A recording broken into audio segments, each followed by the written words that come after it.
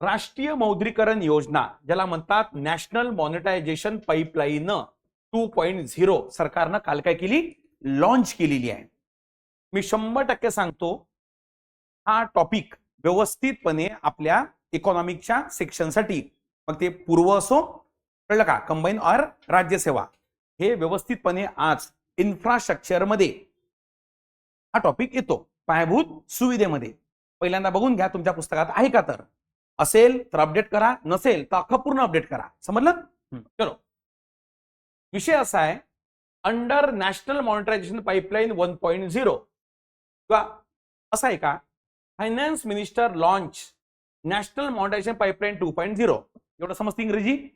नसेल समजत तर मी आहो. सेट आय ऑन, डोळे ठेवणार आहे, बरोबर ना? काढून ठेवणार आहे की कशी ठेवणार आहे? हे डोळे कसे ठेवणार आहे रे? काढून ठेवणार आहे. I on, okay. 16.72 लाख कोटी तिथं डोळे काढून ठेवणार आहे आणि तुम्ही डोळे फाडून, ओके, हा आकडा काय करायचा आहे, हा बघायचा आहे. किती? 16.72 लाख कोटी. राहील लक्षात येईपर्यंत? हा आकडा परीक्षेमध्ये विचारेल 100%. किंवा झामल नाही करायचं. ऑफ ऍसेट मॉनिटायझेशन बाय 2000 किती पर्यंत? 30 पर्यंत. विषय कळलं? एकदम बेसिक बेसिक बेसिक आपण जाण्याचा प्रयत्न करू. आणि हे PIB ची न्यूज 23 फेब्रुवारीची. सगळे सोर्स कुठले आहे आपले?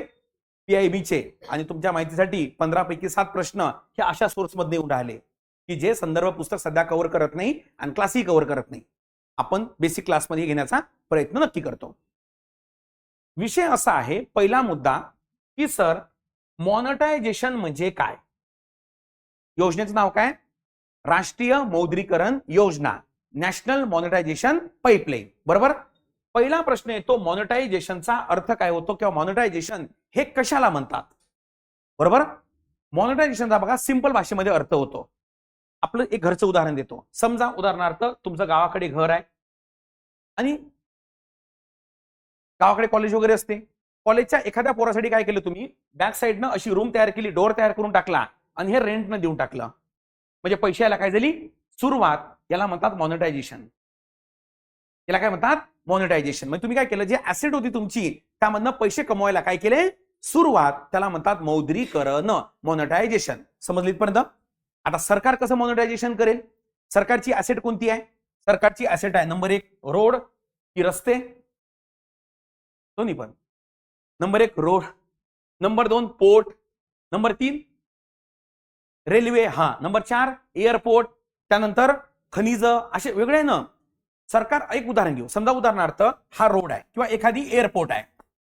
हा एअरपोर्ट सरकार काय करेल, ते एअरपोर्ट ऑपरेटिंग साठी खासगी कंपनीला देऊन टाकेल. म्हणजे अडाणीला देऊन टाकेल. अडाणीला म्हणेल लमसम मला पैसे देऊन टाक लीजवर, बरोबर नाही का, आणि तू तुझं ऑपरेट कर आणि त्याच्यामधनं पैसे कमव. समजलं? इथं फायदा काय काय झाला?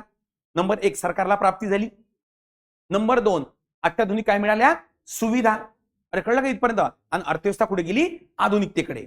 आता उदाहरणार्थ नवी मुंबई एअरपोर्ट आहे, हे इथं नवीन बांधलं ना, उद्घाटन झालं त्याचं मागच्या 3-4 महिन्याखाली. ते पूर्ण अडाणीनं बांधलं. कोण बांधलं? अडाणीनं, स्वतःच्या पैशानं.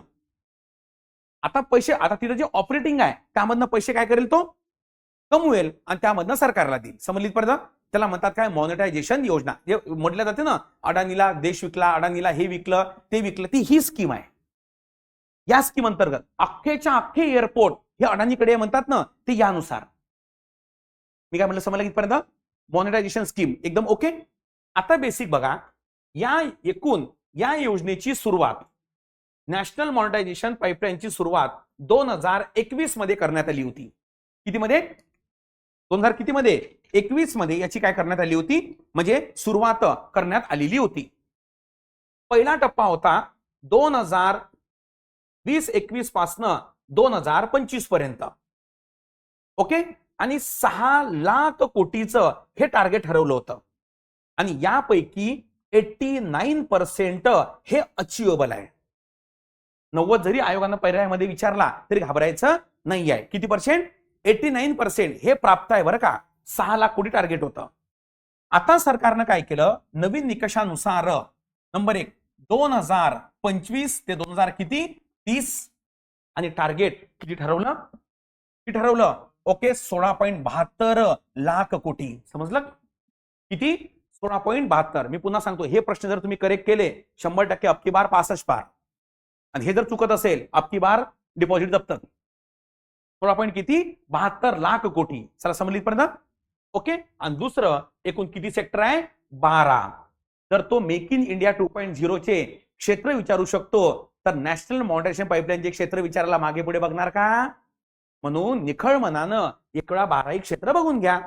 टुरिझम आहे, तुम्हाला टुरिझम कसं काय असेल? आहे. टेलिकॉम आहे, माइन्स आहे, कोल आहे, urban infrastructure, store houses, port, विमानं, पेट्रोलियम, पॉवर, रेल्वे आणि हायवे आहे सगळ्यात अडाणी. अरे आहे की नाही रे बाबा? या तर प्रॉब्लेम हा नाही, स्कीमचा प्रॉब्लेम नाही, प्रॉब्लेम आहे एकालाच कशाला देऊन राहिले तुम्ही? उद्या अडाणी म्हटलं ए सब बंद करून टाका आपली कंपनी, सिमेंट पासून सगळं बंद पडून जाईल ना.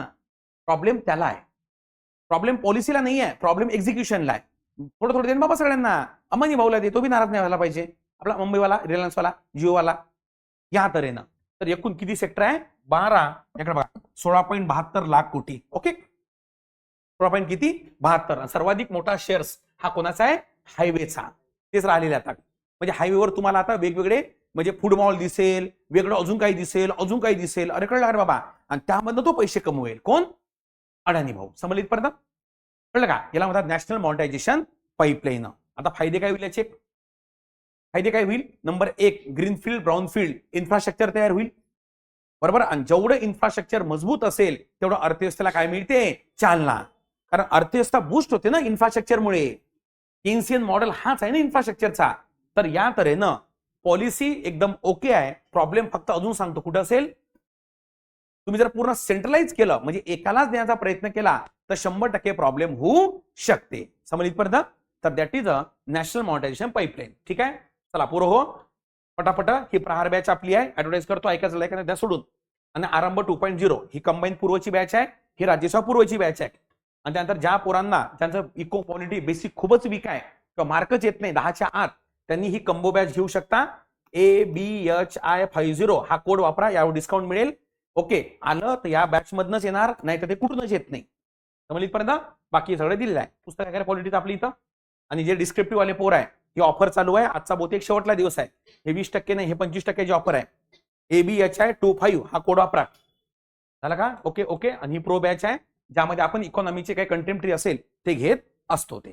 ठीक आहे. चला काही प्रश्न असेल तर पटापट विचारा. चला कळलं? आकडे रिवाइज करा. पहिल्याचं किती? पहिले किती? 6 लाख कोटी. त्यामुळे किती अचीव झालं? 89 म्हटलं तरी चालते, 90 म्हटलं तरी चालते. समजलीत पर्यंत? चला आता किती? 16.72 लाख कोटी. किती क्षेत्र? 12. पहिल्यामध्ये 13 होते. पहिल्यामध्ये किती होते? 13. समजलं कितीपर्यंत? पहिल्यामध्ये 13 होते, आता किती आहे? 12. समजलीत पर्यंत? ओके. आणि बिग आहे बरं का, म्हणजे खूप, म्हणजे इकॉनॉमिक्सच्या सेक्टर मधली ही सर्वात मोठी, त्याला काय म्हणतात की न्यूज ही मानण्यात येते बरं का. आणि हे मला सांगा, एक मला ऑनलाईन वाले तुम्ही पण उत्तर द्या बरं, जर मी कॉमेंट ह्या लेक्चर घेतलं नसतं तर तुम्ही अपडेट केलं असतं का? कारण शेवटी अपडेट फक्त 3 विषयाला लागते. एकाचं नाव आहे इकॉनॉमी, की ज्याचं तर त्याला काय म्हणतात, आज जे राष्ट्रीय उत्पन्न आहे उद्या कोणतं होईल काय सांगता येत नाही. CPI बदललं, अरे बदललं नाही का? या वर्षी नवीन टार्गेट आलं. नंबर 2 लागते जॉग्राफी, जॉग्राफीला बरं का.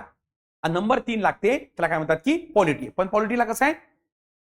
व्हॅल्यू एडिशन लागते.